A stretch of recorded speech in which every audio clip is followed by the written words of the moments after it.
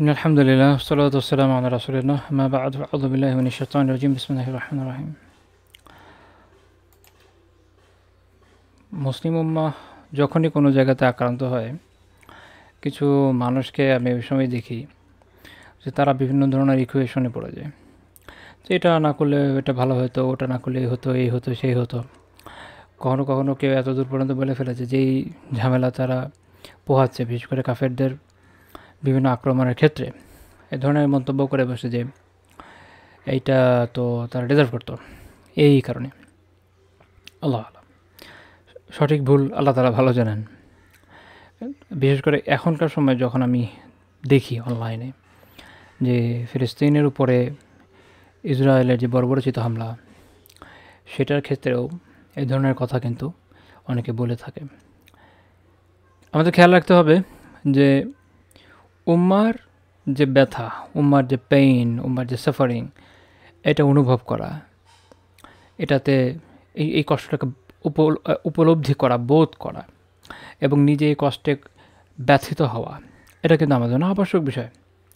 নুমান বিন বাশীর রাদিয়াল্লাহু তাআলা আনহু বর্ণনা করছেন যে রাসূলুল্লাহ সাল্লাল্লাহু আলাইহি ওয়াসাল্লাম বলেছেন, মাসালুল মুমিনিনা ফি তাওয়াদ্দিহিম ওয়া তারাহুমিহিম ওয়া তাআতুফিহিম মাসালুল জাসাদ। পারস্পরিক সম্প্রীতি, দয়াদ্রতা, সহমর্মিতা, এগুলোর দিক দিয়ে এই মুমিনদের যে দৃষ্টান্ত, সেটা হচ্ছে একটা দেহের মতো, একটা বডি, লাইক এ বডি, একটা দেহ আপনার। ইদাশতাকা মিনহু উদউন তাদাআ লাহু সাইরুল জাসাদ বিসসাহরি ওয়াল হুম্মা। যখন দেহতে কী হয়, যখন যদি একটা অঙ্গ অসুস্থ হয়ে যায়, ইদাশতাকা মিনহু উদউ, যদি একটা অঙ্গ অসুস্থ হয়ে যায় তখন কি হয়? পুরো সাইরুল জাসাদ, পুরো দেহর মধ্যে, হুম্মা একটা হচ্ছে যে আপনার জ্বর, দেহ তাপের মধ্যে হয়, এবং সার অনিদ্রা ডেকে আনে। যদি কারো পা কেটে যায়, যদি কারো হাত কেটে যায়, প্রচণ্ড ব্যথা পায়, শরীরের মধ্যে জ্বর এসে যায়, গরম হয়ে যায় শরীর, এবং এই প্রচণ্ড ব্যথা যদি পেইন কিলার না নেয়, রাতে এসে ঘুমোতে পারে না, রাতে তখন তার পক্ষে ঘুমানো সম্ভব হয় না, এই ব্যথা তাকে বয়ে বেড়াতে হয়, প্রচণ্ড কষ্টে সে চিৎকার চেঁচামেচিও করে অনেক সময়, এবং পুরো রাত সে কষ্টে অতিবাহিত হয় তার রাত এরকম প্রচণ্ড কষ্টের ভেতর দিয়ে। উম্মার সাথে আমাদের রিলেশনটা এরকম। পুরো উম্মার কোনো জায়গাতে যদি এরকম ব্যথা হয়, পুরো উম্মার কোনো অংশ যদি আক্রান্ত হয়, তা সে আমার দলের হোক, মন যায় না হোক, সে আমার পছন্দের লোক হোক বা না হোক, যদি মুমিন হয়, তো মুমিনরা দুনিয়ার যে কোনো প্রান্তে তারা যখন আক্রান্ত হয়, তাদের যখন কষ্ট হয়, তাদের যখন ব্যথা বেদনা হয়, তারা বিভিন্ন মুসিবতের মধ্যে পড়ে, প্রথমে আমার ফিলিংসের কাজটা হচ্ছে যে আমার ব্যথা অনুভব করতে হবে। আমার পায়ে যদি আঘাত লাগে, আমার হাতে যদি আঘাত লাগে, আমার মাথায় যদি আঘাত লাগে, আমার কাঁধ বা পেটে যেখানেই হোক আমার যদি আঘাত লাগে, এটা নিয়ে তাত্ত্বিক থিওরির কচকচানির সময় আমি আসলে পাবো না। আঘাত লাগার সাথে সাথে প্রথম আমার কাজটা হচ্ছে আমি ব্যথা অনুভব করব, আমার নার্ভের মধ্যে ব্যথাটা ফিল হবে, আমি প্রচণ্ড কষ্টে চিৎকার করে উঠব, আমার ঘুম নষ্ট হয়ে যাবে যতক্ষণ আমি এটা ট্রিটমেন্ট করতে পারছি, আমি অস্থির হয়ে যাব কীভাবে সমাধান করা যায়। তাহলে বোঝাই যাচ্ছে যে পুরো উম্মাতে মুসলিমের ক্ষেত্রে মুমিনদের অবস্থান হচ্ছে এরকম যে আমাদের অনুভবটা এমন হওয়া জরুরি যেন উম্মা কখনো কোথায় যে কোনো ধরনের মুসিবতে পড়লে প্রথমে আমি যেটা ফিল করি, আমার যেটা উপলব্ধি হয় যে আল্লাহ, উম্মার এই অবস্থা, আমি এই কষ্টে আছি। আমাদের এটা গা সওয়া হওয়ার সুযোগ নেই। মনে রাখেন যে আপনার শরীরে যদি ক্ষত থাকে, ক্ষত কখনো গা সওয়া হয় না। মানুষের শরীর কেটে যায়, কেটে যাওয়ার পর ক্ষত শুকিয়ে যায়, ক্ষত শুকিয়ে গেলে সে একসময় ব্যথা ভুলে যায়, যদিও তার কষ্ট হয়। কারো পা কেটে গেছে, ক্ষত শুকিয়ে গেছে, পা নেই, এর জন্য তার কষ্ট আছে, সে হয়তো ল্যাংচে হাঁটছে বা কোনো একটা হুইল চেয়ার নিয়ে ঘুরছে, কিন্তু ব্যথাটা তার দূর হয়ে গেছে। কিন্তু যদি তার ওখানে গ্যাংগ্রিন হয়ে যায়, যদি তার ক্ষত থাকে, ক্ষতটা কোনোভাবে না সারে, তার কিন্তু পেইন কখনো যাচ্ছে না, সে প্রতিদিন এই পেইন উপলব্ধি করছে, সে বোধ করছে। তো উম্মার কোনো অংশে যখন এই অবস্থা হয় যে সেখানে কন্টিনিউয়াসলি সমস্যা চলছে, মানুষ সাফার করছে, তখন এটা হচ্ছে এরকম নিরন্তর চলতে থাকা একটা ক্ষতের মতো, যেটা সবসময় আপনাকে ব্যথা দিবে। এটা কিন্তু আসলে সহনীয় হয়ে যাওয়ার মতো কোনো বিষয় না যে আমি সয়ে যাব, তাই না?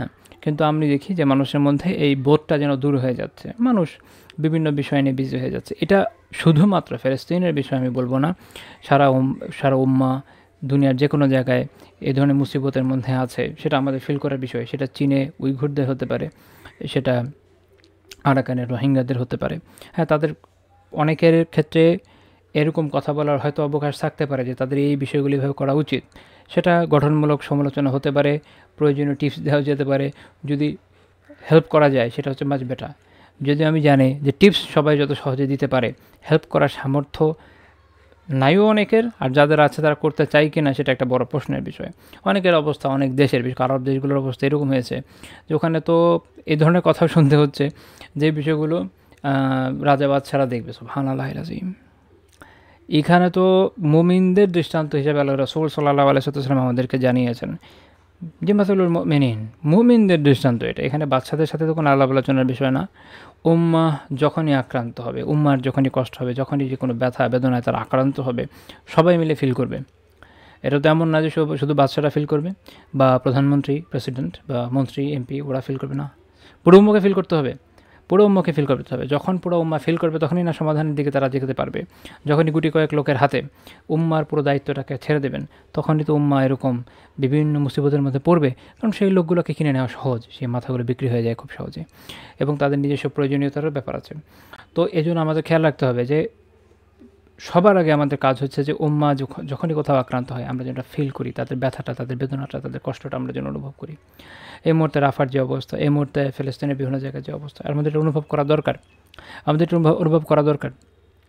ইমাম বুখারী রাহিমাহুল্লাহ আনাস রাদিয়াল্লাহু থেকে বর্ণনা করেছেন, রাসূলুল্লাহ সাল্লাল্লাহু আলাইহি ওয়াসাল্লাম বলেছেন, লা ইউমিনু আহাদুকুম হাত্তা ইউহিব্বা লিআখিহি মা ইউহিব্বু লিনাফসিহি। তোমরা কেউ ততক্ষণ পর্যন্ত মুমিন হতে পারবে না যতক্ষণ না তোমার ভাইয়ের জন্য, অর্থাৎ মুমিন ভাইয়ের জন্য সেটাই ভালো না বাসছো যেটা তুমি তোমার নিজের জন্য ভালোবাসো। আমরা কি তাদের জন্য সেটাই ভালোবাসছি যেটা আমি আমার নিজের জন্য ভালোবাসি?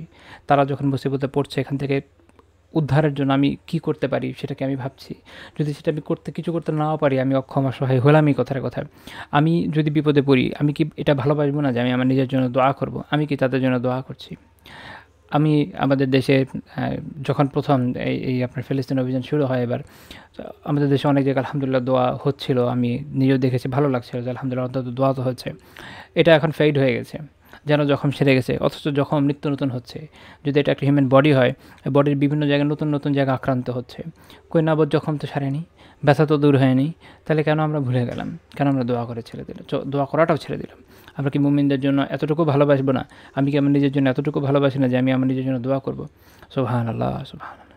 আমরা তো না সামরিক সাহায্য করতে পারছি না, খুব বিশাল আর্থিক কোনো সাহায্য করতে পারছি, কিছুই করতে পারছি না, দোয়াও করবো না, দোয়াও করবো না, দোয়াও ছেড়ে দিব। তাহলে আর উম্মাবোধ কোথায় থাকছে? তাহলে উম্মার জন্য আমাদের অনুভূতি কোথায় যাচ্ছে? এই জন্য আমি আজকে একটা পোস্ট বলেছিলাম যে রাফায় উম্মাবোধ দাফন হয়ে যাচ্ছে। এরপরে আর উম্মাবোধকে কোথাও খুঁজে পাওয়া যাবে কিনা আল্লাহ তাআলা জানেন, কিন্তু এটা আমরা হতে দিতে পারি না। আমাদেরকে ঘুরে দাঁড়াতে হবে এবং আল্লাহ রাসূল সাল্লাল্লাহু আলাইহি ওয়াসাল্লামের যে শিক্ষা, তার উপর আমাদেরকে আমল করতে হবে। এই উম্মাবোধকে আমাদের জাগ্রত করতে হবে। আল্লাহ তাআলা তৌফিক দান করুন। সুবহানাকাল্লাহুম্মা বিহামদিক, লা ইলাহা ইল্লা আনতা আস্তাগফিরুকা ওয়া আতুবু ইলাইক।